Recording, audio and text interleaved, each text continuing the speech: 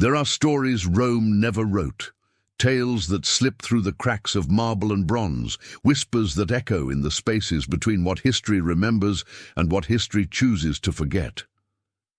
In the shadows beneath the great arenas, where the scent of sawdust mingles with blood and sweat, where iron rings against stone and silence stretches longer than screams, there lived a man whose name the chroniclers buried before it could take root in memory. They called him Nothing, and in that nothing he became everything the empire feared most, a conscience wrapped in leather and scars, a question mark carved into the certainty of steel. The gladiator moved through his days like smoke through ruins, present but untouchable, visible but somehow absent from the records that would survive him.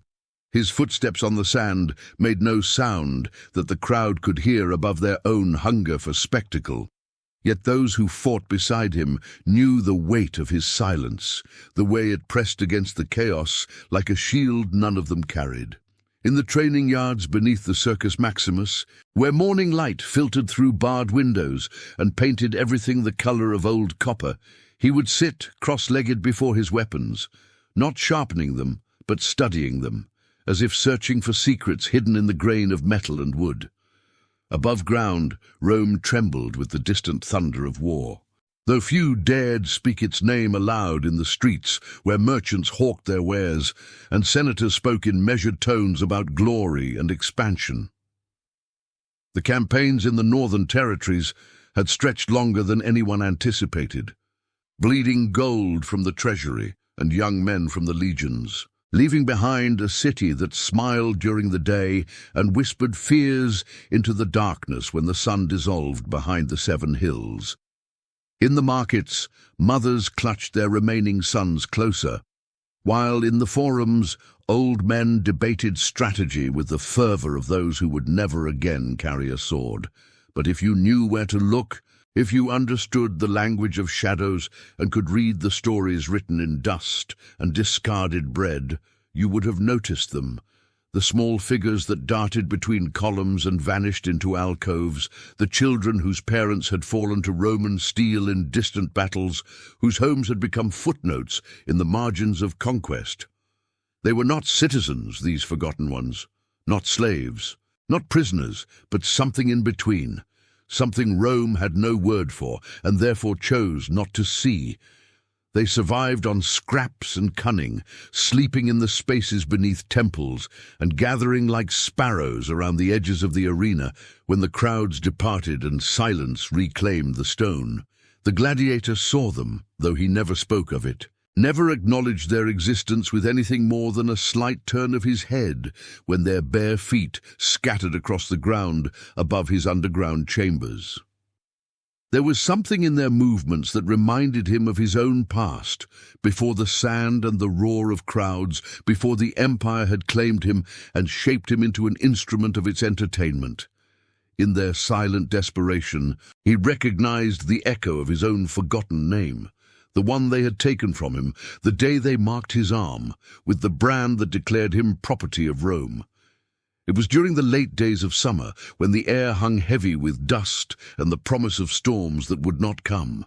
That word reached the arena of trouble brewing in the eastern districts, where the families of captured enemies had been housed in temporary shelters that had become permanent prisons of poverty and neglect. There had been incidents, the guards reported in voices carefully stripped of emotion, situations that required delicate handling, measures that must be taken to preserve the peace and stability that Rome valued above all else. The gladiator listened to these reports the way he listened to everything, with the stillness of deep water, absorbing but revealing nothing of what moved beneath the surface. Follow me deeper into this forgotten tale before the scribes finish burning what remains of the truth, and the stones themselves forget what they witnessed in those days when conscience walked among the condemned. In the armory beneath the arena, among the familiar weight of gladius and shield, the curved length of spear, and the worn leather of protective gear, he found himself drawn to a weapon so common that most fighters overlooked it entirely. A simple pilum, a throwing spear designed to pierce armor and bend upon impact, rendering enemy shields useless and forcing warriors into close combat where Roman training held the advantage. But the gladiator did not see it as the engineers had intended. Instead, he saw possibilities hidden in its structure, modifications that could transform its purpose from destruction to protection. Night after night, in the hours when the arena slept and even the guards dozed at their posts, he worked by the light of a single oil lamp, carefully reshaping the iron head, blunting its point and widening its surface until it resembled something between a spear and a shield, something that could catch and deflect rather than penetrate and kill. He reinforced the shaft with strips of leather and iron wire, creating a tool that could be used to bar doors, wedge gates open, or create barriers that would hold long enough for the vulnerable to escape. His fingers, calloused from years of gripping weapons meant for killing, learned the delicate art of creating something meant to save. The work consumed him in ways that combat never had, filling the empty hours with a purpose that had nothing to do with the roar of crowds or the approval of masters. Each modification brought him closer to something he could not name, a feeling that had been buried so deep beneath years of obedience and survival that he had almost forgotten its existence. When he held the finished weapon in his hands, feeling its weight and balance, he understood that he had created something Rome would never sanction, never understand, never forgive. A gladiator's weapon turned protector, a tool of war transformed into an instrument of mercy. The children continued to haunt the edges of his vision, their numbers growing as refugees from the northern campaigns were brought to the city and forgotten in the maze of temporary shelters that became permanent ghettos. They moved like ghosts through the alleyways behind the arena, and sometimes when the wind carried their voices through the stone corridors, he could hear them singing the songs of their homeland, words in languages Rome had tried to silence but could not completely erase. Their hunger was a constant presence in the air, mixing with the dust and sweat to create an atmosphere thick with unspoken suffering. It was on the night of the harvest moon, when the city celebrated with wine and fire, while the forgotten huddled in the darkness beyond the reach of torchlight, that the gladiator learned what Rome intended for the children of the condemned. The orders came down through the chain of command like water seeking the lowest point, filtered through the voices of guards and overseers until they reached the ears of those who would carry them out without question or consideration. In the morning, when the sun painted the eastern walls the color of dried blood, they would be moved, relocated to facilities outside the city where their existence would no longer trouble the conscience of citizens who preferred their victories clean and their conquered invisible. The gladiator understood the language of these euphemisms, had learned to read the spaces between words where truth hid like a wounded animal. He knew that some journeys had no destination except silence, that some relocations led nowhere except into the dark spaces where inconvenient problems disappeared forever. As he sat in his cell beneath the arena, listening to the distant sound of celebration filtering down through stone and earth, he felt something stirring in his chest that he had not experienced since the day they first chained him, the terrible weight of choice. For years he had moved through life like a blade guided by another's hand, cutting where directed, striking when commanded, never questioning the purpose behind the violence, because questions led only to pain, and pain led only to deeper slavery. But now, holding his modified weapon and thinking of small voices singing in the darkness, he understood that some choices could not be avoided, that there came moments when even the most obedient slave must decide whether to remain a tool or become a man. The plan formed in his mind like dawn breaking over the eastern hills, slow and inexorable,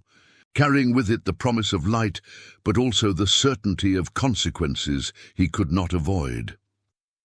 In the hours before the children were to be moved, while the guards celebrated the previous night's festivals and the city still slept off its wine.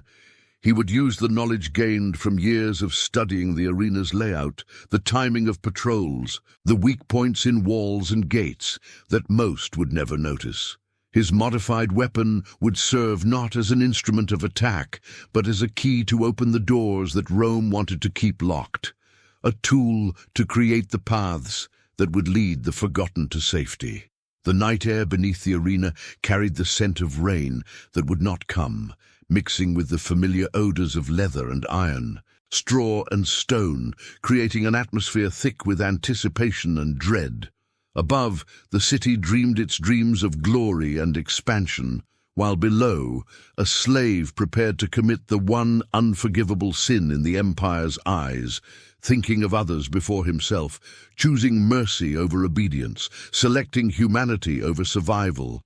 As the hours crawled toward dawn like wounded soldiers seeking shelter, the gladiator made his final preparations, checking the balance of his modified weapon, testing the flexibility of its altered design, ensuring that what he had created would serve its purpose when the moment came. His hands, which had learned to kill without hesitation, now trembled slightly as they gripped something designed to save.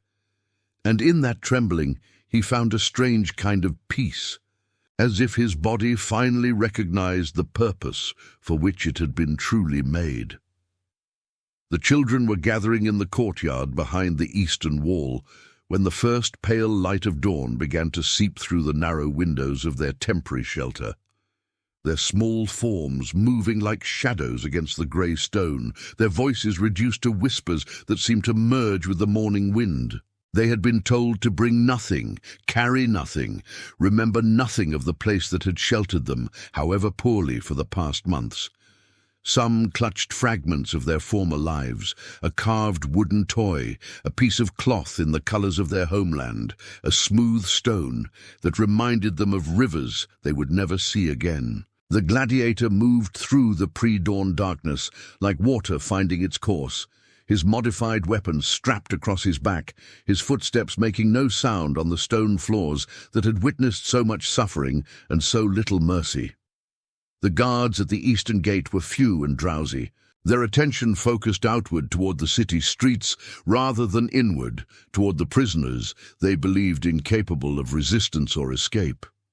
Years of arena training had taught him to read the rhythms of human attention, to find the spaces between vigilance where the impossible became merely difficult. Using his transformed pilum, he worked the ancient mechanism of the eastern gate, its iron head now serving as a lever to lift the heavy bar that secured the entrance, its modified shaft providing the precise pressure needed to turn the massive key without the grinding sound that would alert the drowsy sentries.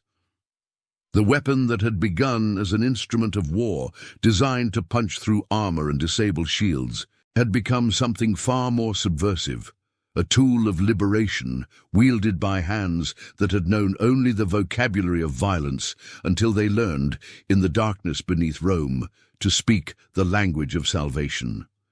The gate swung open on hinges that had been oiled by rain and time, revealing the narrow alleyway that led away from the arena district toward the maze of streets, where a determined group could lose themselves in the early morning chaos of a city waking to commerce and routine. But freedom was only the first step in a journey that would require all the cunning and courage that survival had taught him, all the knowledge of Rome's blind spots and forgotten spaces that years of slavery had burned into his memory.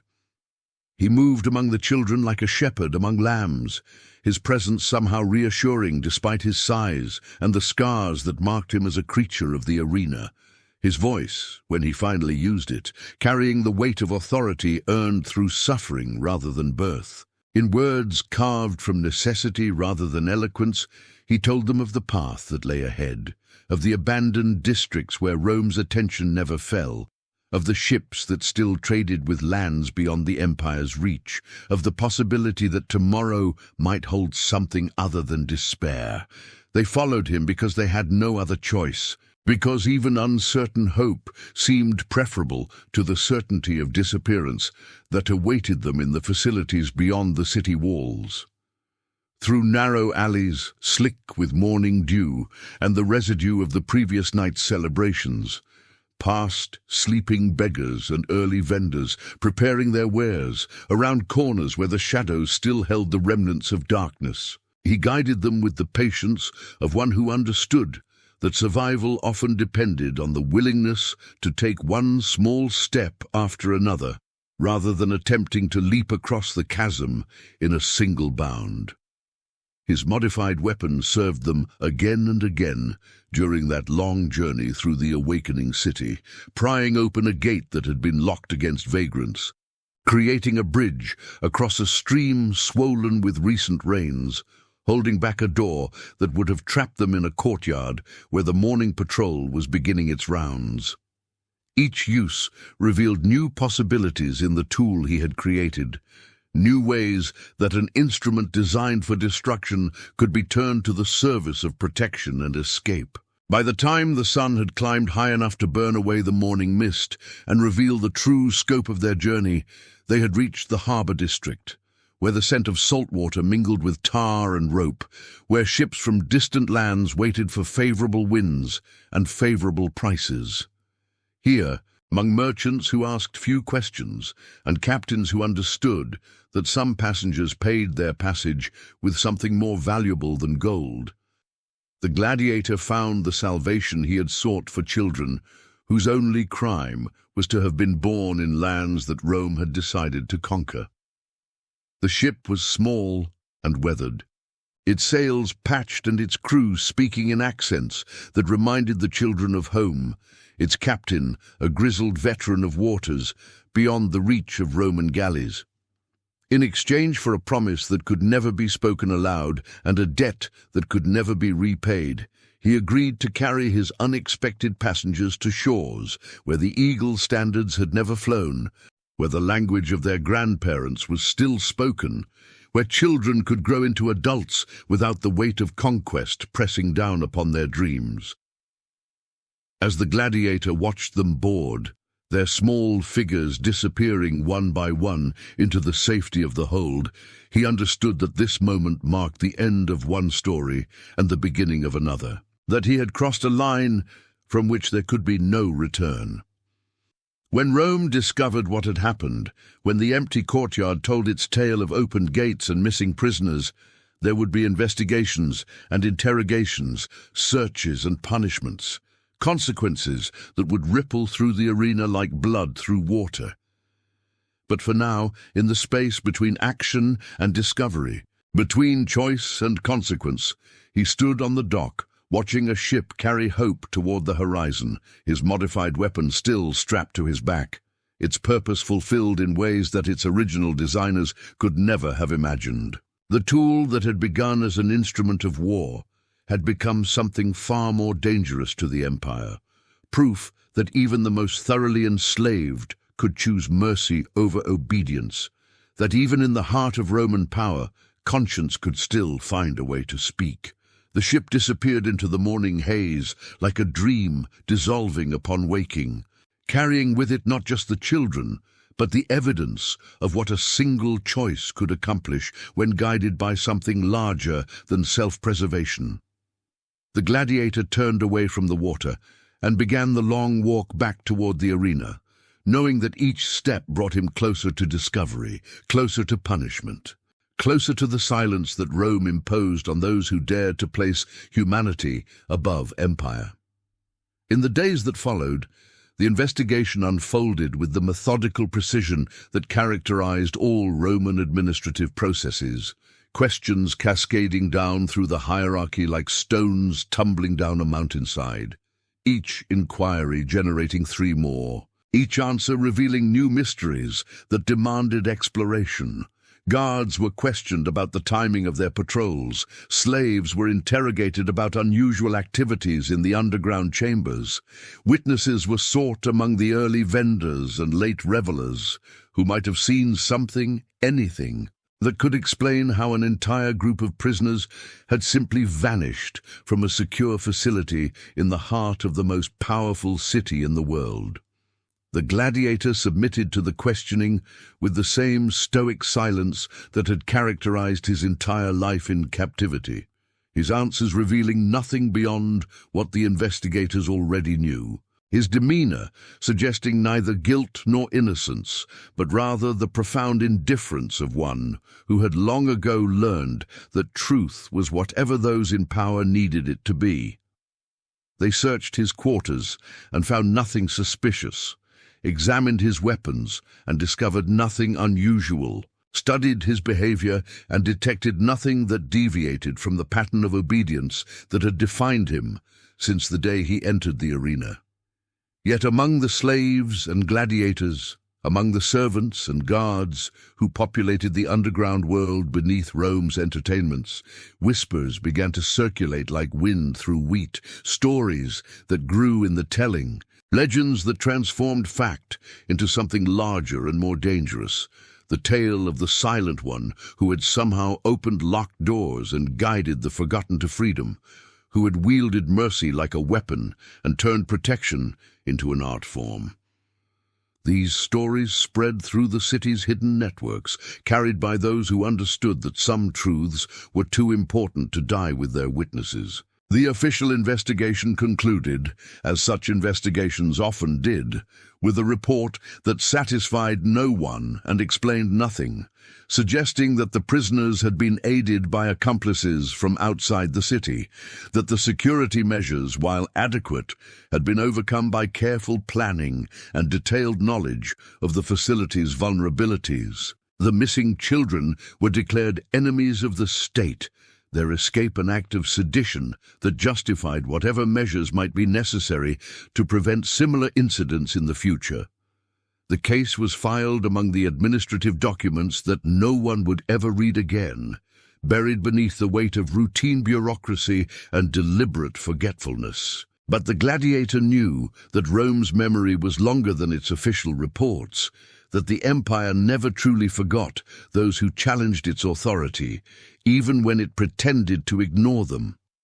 In the arena, he noticed subtle changes: the quality of his opponents, the nature of the matches he was assigned, the gradual shift from mere entertainment to something more pointed, more personal, more deliberately final. His handlers spoke to him with a courtesy that barely concealed their contempt, their voices carrying the promise of consequences that would arrive in their own time, in their own way, with the inexorable certainty of gravity. He accepted these developments with the same equanimity that had carried him through years of slavery and violence,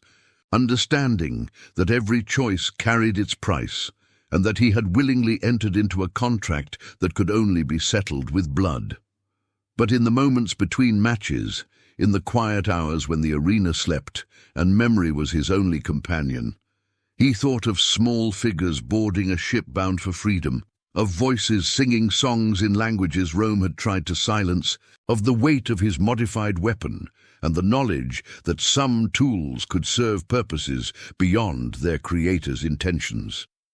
The other gladiators began to regard him differently, with a mixture of respect and fear that had nothing to do with his skills in combat and everything to do with the growing legend that surrounded his name, or rather, the absence of his name. For the stories never identified him directly, but referred only to the one who had chosen mercy over survival, protection over glory, humanity over empire. They sensed in him something that both inspired and terrified them: the possibility that even the most thoroughly broken could still choose to become something other than what their masters intended. Months passed, like seasons in a land where seasons had lost their meaning, marked only by the cycle of matches and the gradual degradation of conditions that suggested an ending approaching with the patience of winter. The gladiator's quarters were moved to deeper levels of the underground complex, his training time reduced, his access to weapons carefully monitored and controlled. The modified pilum had disappeared, confiscated during one of the routine searches, though he suspected it had been destroyed rather than studied, its existence too dangerous to acknowledge, its purpose too subversive to contemplate. Yet the knowledge that had created it remained, lodged in his mind, like a seed waiting for proper conditions to germinate, carrying with it the understanding that any tool could be transformed, any weapon could be turned to the service of protection, any slave could choose to become something more than the sum of his chains. This knowledge spread through the underground chambers like water through limestone, seeping into conversations and dreams, transforming the way men thought about power and choice, resistance and submission, survival and sacrifice. The end, when it came, arrived with the brutal efficiency that characterized all Roman administrative solutions, dressed in the formal language of entertainment, but carrying the unmistakable scent of execution. A special match, they called it, an exhibition featuring exotic beasts from the far reaches of the empire,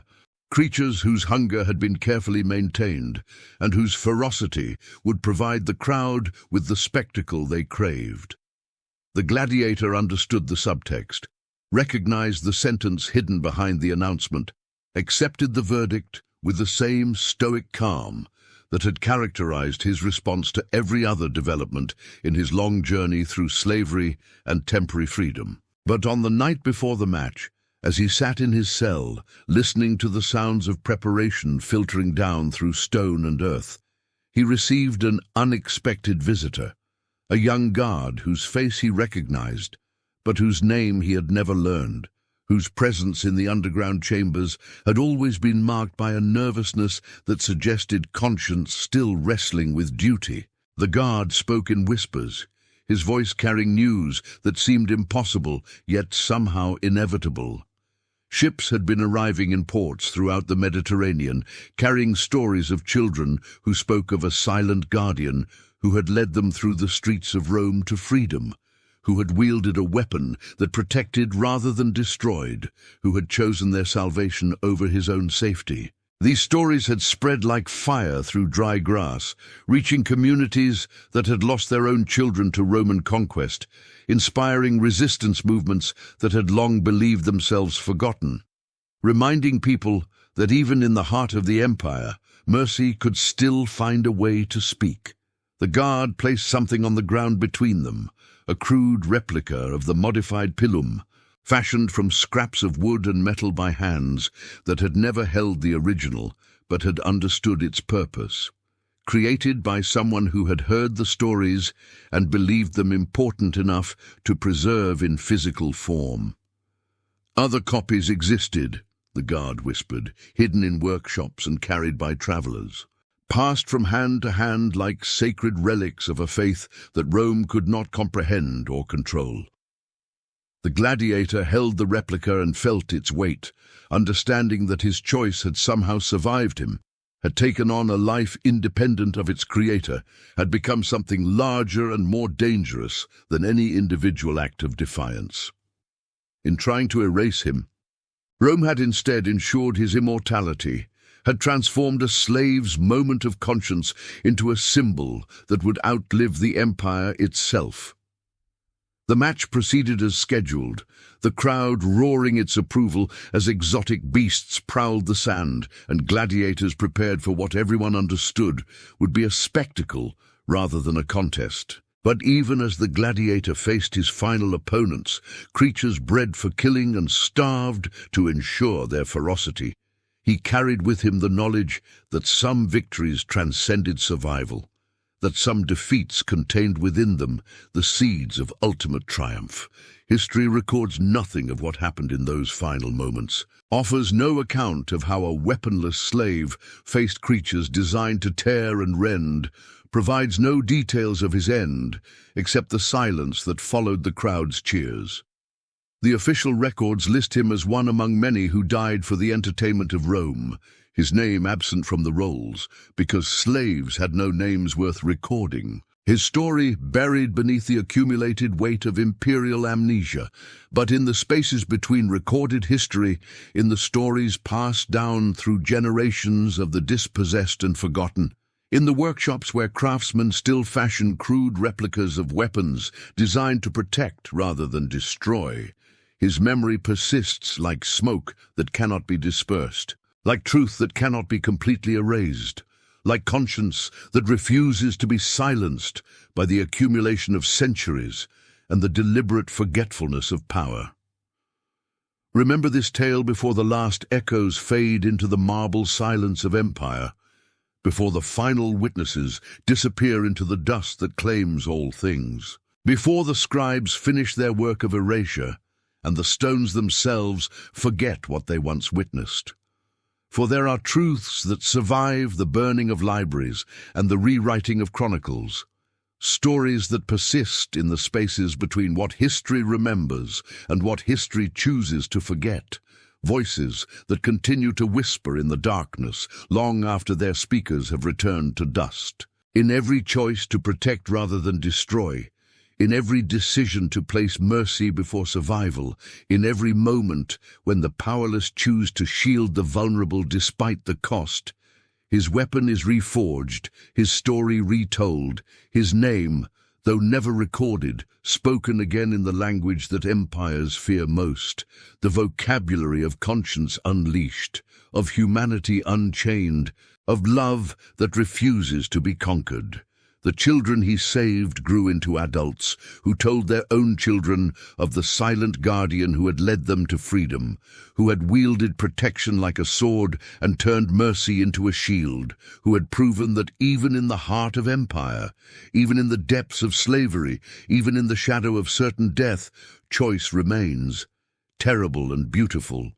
costly and essential, the one thing that no conqueror can truly claim, no master can completely control, no chronicle can entirely erase from the memory of those who understand that some stories are too important to die with their tellers. Tenta novamente.